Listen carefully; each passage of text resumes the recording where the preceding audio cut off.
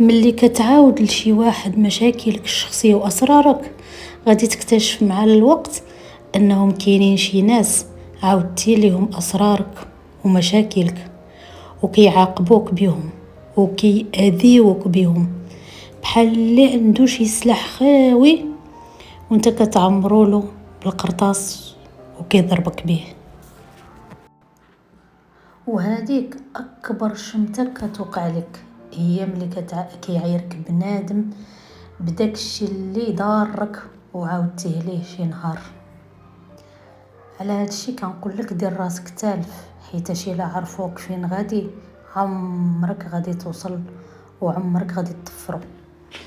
السلام عليكم متابعين، كي دايرين؟ لاباس عليكم؟ نتمنى تكونوا بخير وعلى خير في احسن الظروف في احسن الاحوال ان شاء الله بتمام الصحه. جبتكم بهذا الفيديو غنهضر على بزاف د الحوايج اللي ضروني في عائلتي، اللي تقاسوا فيها عائلتي باليوتيوب رغم ان المحاولات والجهود جباره باش ان العائله ديالي تبقى بعيده على اليوتيوب، و كيف ما باغيين هما وكيف ما كانوا قبل ما انني ما ندخل انا اليوتيوب.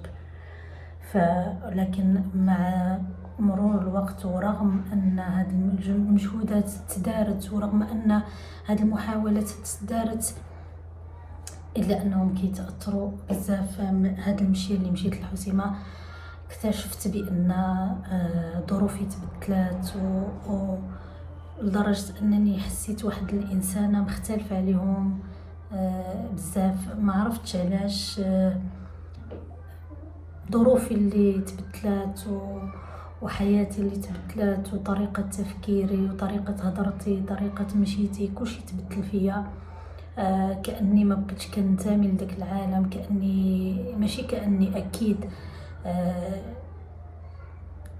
بزاف ديال الحوايج ولاو مختلفين فيا انا، مش ما كنهضرش على عائلتي اللي فكما قلت لكم عائلتي تاثرت بزاف، واحد التاثر اللي خايب جدا اللي اثر لهم على النفسيه ديالهم بزاف ولات عندهم معاناه نفسيه.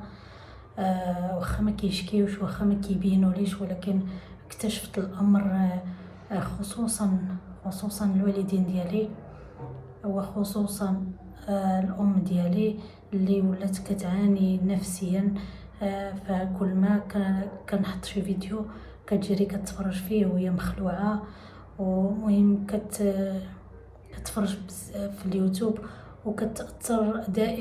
كتأثر رغم انني حاولت انني نفهمها بان هذوك الناس راه غير كيربحوا الفلوس على ظهري، وانهم كيتعمدوا يجرحوا وكيتعمدوا يعايروا باش انهم يطلعوا الفلوس فقط. فبحكم ان ما عندهاش خبره في اليوتيوب وما كتعرفش هذا الشيء فكتاثر وما كتيقنيش وكتقول لي واش كاين شي انسان ممكن انه يبقى يخرج ويعاير واحد الانسان اخر هكاك باش يربح الفلوس. فهاد الشيء هما كيستغربوا له، كيقول لك ما يمكنش، لكن فعلا كاينين هاد الناس. ولكن حتى كتدخل لعالم اليوتيوب عاد كتفهم بان كاين الناس كيمشيو بعيد في الخبث ديالهم، كيمشيو بعيد في المضره ديالهم للاخرين من اجل الفلوس ومن اجل الادسنس. هاد الشيء اثر عليا بزاف، ورغم انني هذه سيمانه ملي جيت غادي نكمل سيمانه ملي جيت من دارنا، لكن هاد الشيء ولا مقلقني بزاف. كيفاش خصني الحل هاد الشيء، لان باش ما يبقاوش والديا يتاثروا بهاد الخزعبلات هذه ديال اليوتيوب. والله ما عرفت، حاولت انني نقنعهم الام نتاعي ما بغاتش تقنعني وكتاثر بزاف وكتجري.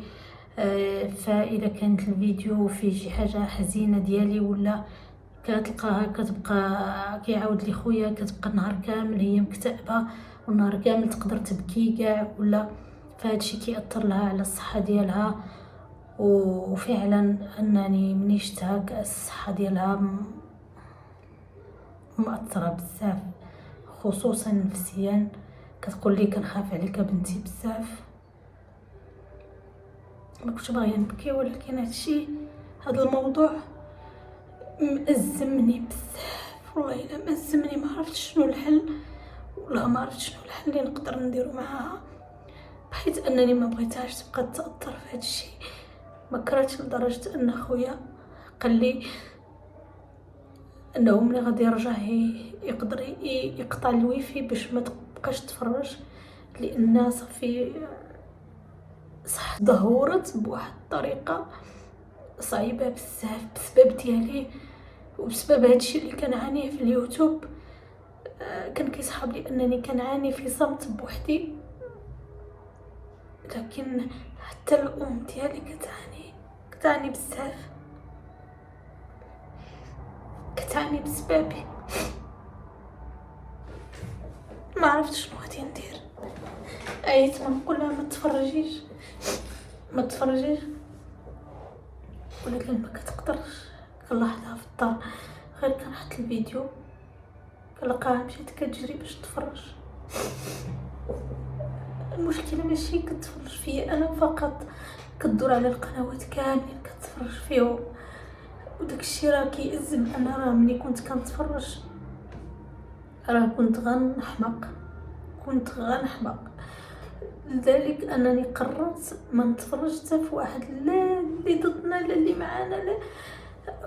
وارتحيت نفسيا وليت انسانه طبيعيه وهذاك. ولكن الام ديالي ما قدرتش نقنعها. عرفتوا الحجم الكارثه شحال مأثر في هذاك الشيء. عرفت كنقولها سمحي لي،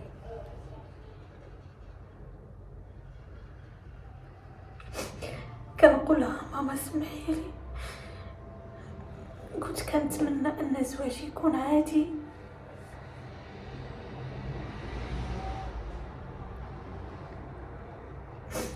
لكن ماشي عادي. أصعب حاجة ممكن تطرالك في حياتك هو أن عائلتك ما تقدرش تزورك، تجلسي معاهم، ما يقدرش يجي عندك حتى واحد. هادشي مأثر عليا بزاف. كل مرة كيقولك غادي نجيو ما كيقدروش يجيو،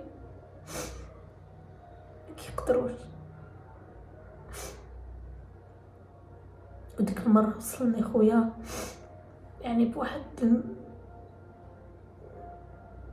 يعني خايف ان يصوروا شي حد، خايف لدرجة انه شفتنا غير متتبعة جالسين مجموعين، يعني اثر فيه الامر وخاف ان شي واحد يصورنا ولا يعني شي حوايج ما عجبونيش بزاف. يعني هاد المشي اللي مشيت هاد المره حسيت بان ما بقاتش حياتي كيف ما كانت، ما بقيتش انا هي داك لبنى اللي كنت مندمجه في عائلتي، وليت بحال واحد الانسانه غريبه على العائله، غريبه بزاف. حسيت بالغربه. هما ما نلومهمش، هما ما تبدلوش، هما ناس طبيعيين ما تبدلوش. انا اللي تبدلت، وانا اللي تبدلت ظروفي وتبدلت خدمتي وتبدلت بزاف د الحوايج، وهاد التغيرات اللي وقعت لي وهاد الظروف هي ما مواتياش لطبيعه الحياه ديالهم، ما مواتياش لنمط الحياه ديالهم، ما مواتيهمش، كيرفضوا هاد الشيء رفض تام.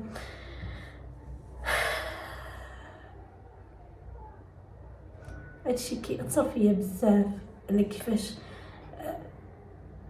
2.5 عام نتي مزوجه، يعني حتى واحد من عائلتك ما جا عندك، ماشي ما عندكش عائلتك، منين كيكون ما عندكش عائلتك ما يبقاش فيك الحال، يا صافي ما عندكش كتقطعي الياس. ولكن عائلتك اللي تسدي فيها بها عين الشمس، كل اسم باسم، كل واحد بالمقام ديالو، ولكن ما يقدر يجي عندك حتى واحد. والله صعيبه بزاف، صعيبه بزاف. هذه العزله الاجتماعيه معزوله، واخا راك في وسط الناس، واخا عندك حبابك، واخا عندك عائلتك، انت بوحدك. لبنى انت بوحدك. كنعيش بوحدي. كنقول ماما واخا هادشي مكيهمنيش انا، يعني كيأثر فيا وكنبكي وكنرجع، ولكن اللي مأثر فيا بزاف هي الام ديالي. من هذا المنبر كنوجه نداء للوالديه، لانهم انا عارفاهم كيتفرجوا في اي فيديو كنحطو، فكنقول لهم عافاكم ما تفرجوش في القنوات الاخرين. هذا رجاء عافاكم ما تفرجوش في القنوات الاخرين، لانكم ما غتستافدوا حتى حاجه غير الحرق ديال الدم ديالكم والاعصاب، ما غتستافدوا حتى حاجه. كنقول لكم انا راه ما كنتفرج حتى في واحد باش نربح صحتي ونربح الراحه ديالي. فكنقول لكم حتى نتوما ما تفرجوش عافاكم. ولا كانت على قناتي انا فانا كنوعدكم انني ما ندير فيها غير اللي يعجبكم، ما عمرني غادي ندير فيها شي حاجه تغضبكم ولا تحزنكم، غادي ندير فيها غير الحاجه اللي تعجبكم. كنوعدكم كل مره كنسجل فيها فيديو غادي نديركم بين عينيا بانكم كتفرجوا وبانكم كتاثروا، وغادي ندير غير الحاجه اللي كتفرحكم. فعافاكم ما تتفرجوش في القنوات الاخرين، ما بغيتكمش تعذبوا بسببي انا. يكفي عامين ونص نتوما كتعذبوا، يكفي والله. انا ما نستاهلش، حتى واحد ما يستاهل.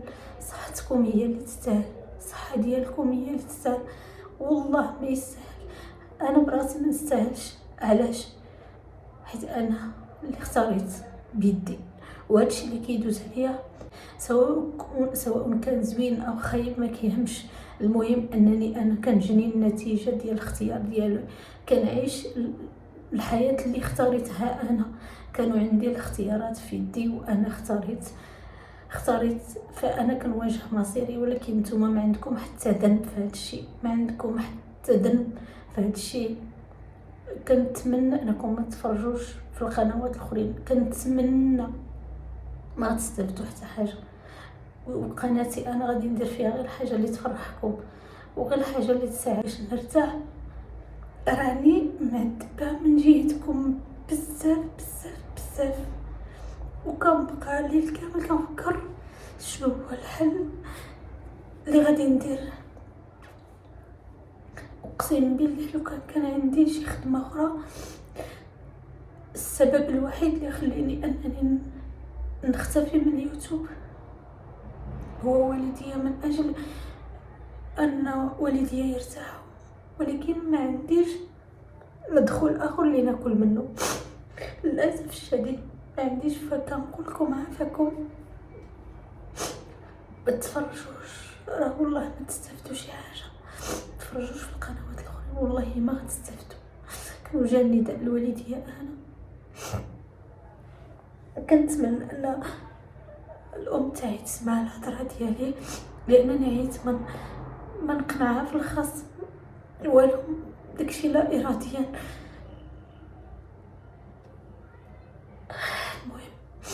المهم تهلاو في راسكم. ما كنتش باغيه نبكي، ولكن هذا الموضوع كيأثر فيا بزاف، يعني وخصوصا ملي مشيت شفت الحاله ديال الام ديالي وكيفاش متاثره بزاف، وملي عاود ليا خويا كيفاش انها كتبقى النهار كامل كتبكي وكتك بسببي عليا.